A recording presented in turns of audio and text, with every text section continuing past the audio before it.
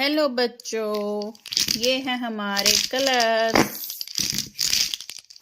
और आज हम करने वाले हैं अल्फाबेट्स और counting.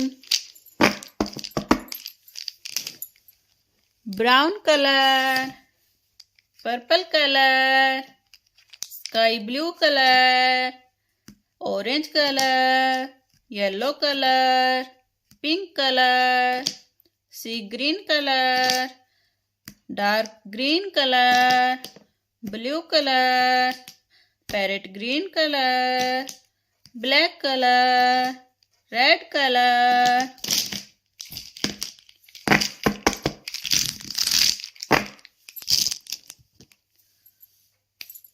Blue colour, A for X, A for X. Pink color, B for black, B for black. Orange color, C for cow, C for cow. Green color, D for doll, D for doll. Brown color, E for elephant, E for elephant. Red color, F for fruits, F for fruits. Green color, G for grass, G for grass. Yellow color, H for horse, H for horse. Number 1.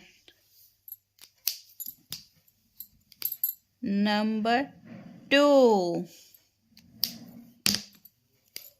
Number 3. Number 4.